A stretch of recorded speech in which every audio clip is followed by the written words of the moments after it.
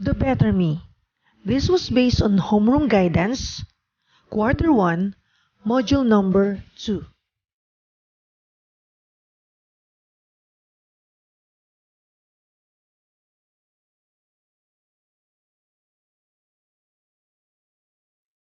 Learning Objectives. At the end of the session, you are expected to be able to discuss self-discipline and child's rights including its limitations. Demonstrate ways on how to develop self-discipline that affects your immediate community. Shows ways on managing personal changes towards self-appreciation. Introduction. Have you ever felt the urge of doing a lot of things your way but ended up considering its precautions and negative impact?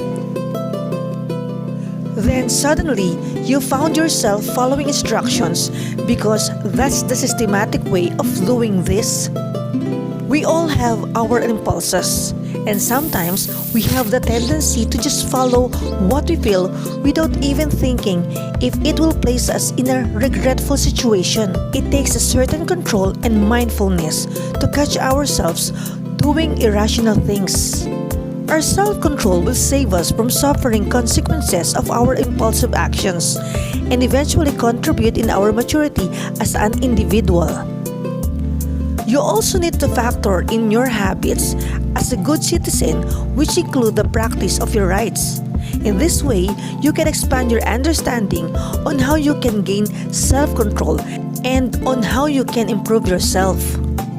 So, allow this module to provide you the structure in understanding self-discipline and habits of a good citizen, including your rights as a child. Let's try this. This is me. Get a piece of paper and a pen. Doodle for a minute without thinking. Just feel free to do it in whatever direction. After a minute, try to draw a square, rectangle, circle, and a triangle at the back of the paper. Go! Just feel free to write anything. Now try to answer the processing questions. Number 1, how do you compare the two activities? Number 2, what did you feel when you were doodling and drawing figures? Number 3, between the two activities, what needs a certain control or discipline? Why do you think so? Let's explore this. Make an illustration of your previous experience where you think you lack self-discipline that caused you a negative effect. You can use symbols, lines, and arrows to do the activity on a piece of paper. Then write an explanation below to be followed by your answers to the processing questions. When was the last time that you experienced lack of self-discipline? Let's answer the processing questions. Number 1, why did you consider it an experience that lacks self-discipline? Number 2, what could have been the outcome if you had self-discipline at that time? Why do you think so? For number 3, did it change anything to you as a person? Explain further. Keep in mind, nobody's perfect. As the saying goes, we are all capable of committing mistakes.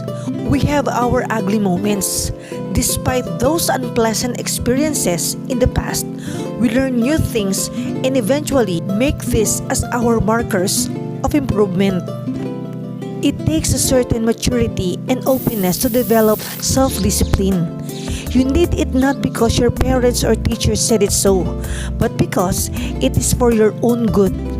Self-discipline is the ability to take control of yourself, particularly your behavior, emotions, and impulses from committing thoughtless or irrational behavior that usually results in unpleasant and negative experiences. It takes time and process to develop self-discipline. It requires awareness to fully understand how it works. Before you achieve it, it is important that you have a deeper understanding of yourself and the situations around you. You need to be mindful of the triggers of your lack of self-discipline. For instance, if you know that you cannot resist chatting with your friends on social media while doing the school task, then you might want to log out or switch off your device so you can focus. If you think that you cannot bear a certain situation and might lose your temper, you may consider avoiding it. Try to imagine your life without self-discipline. What would it look like? You may do things based on your impulse without considering its effects to others and to your future actions. Self-discipline makes you control your actions. It prevents you from making the same mistakes. Discipline gives you control over your life. As part of having self-discipline, it is important that you know the habits of a good citizen and the children's rights. It can serve as a guide in your development of self-discipline. There are many good habits that impact your immediate community.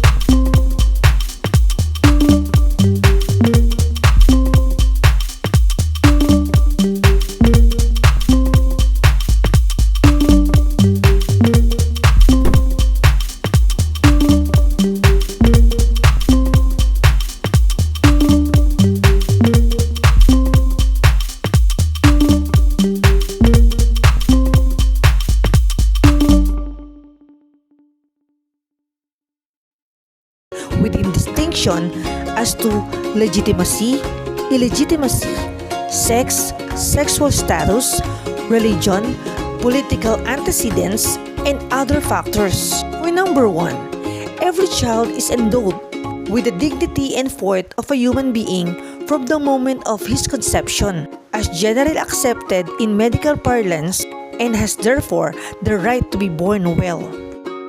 For number 2, every child has the right to a wholesome family life that will provide him with love, care, and understanding, guidance and counseling, and moral and material security. Number 3, every child has the right to a well-rounded development of his personality to the end that he may become a happy, useful, and active member of society. Number 4, every child has the right to a balanced diet, adequate clothing, sufficient shelter, proper medical attention, and all the basic physical requirements of a healthy and vigorous life. Number 5, Every child has the right to be brought up in a good atmosphere of morality and rectitude for the enrichment and the strengthening of his character. Number 6.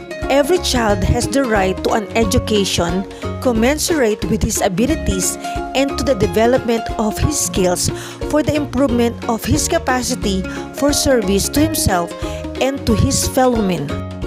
Number 7.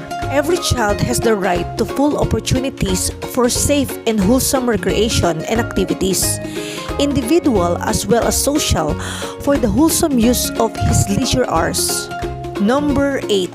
Every child has the right to protection against exploitation, improper influences, hazards, and other conditions of circumstances prejudicial to his physical, mental, emotional, social, and moral development. Number 9. Every child has the right to live in a community and society that can offer him an environment free from pernicious influences and conducive to the promotion of his health and the cultivation of his desirable traits and attributes. Number 10. Every child has the right to the care, assistance, and protection of the state, particularly when his parents or guardians fail or unable to provide him with his fundamental needs for growth, development, and improvement. Number 11. Every child has the right to an efficient and honest government that will deepen his faith in democracy and inspire him with the morality of the constituted authorities both in their public and private lives. Number 12. Every child has the right to grow up as a free individual in an atmosphere of peace, understanding, tolerance, and universal brotherhood, and with the determination to contribute his share in the building of a better world. Human rights have limitations. In 1987 Philippine Constitution has an article about the Bill of Rights, especially Article 3. These rights are not entirely set in stone, and a person's human rights can sometimes be limited. Example number 1. The freedom of speech is limited by the libel law, bullying, and cyberbullying law. Example number 2. The right of people to gather is limited by other laws on peace and public order. Number 3.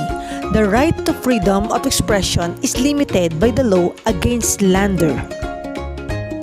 And for number 4, the right to freedom is limited if you are accused of criminal act. You can do it.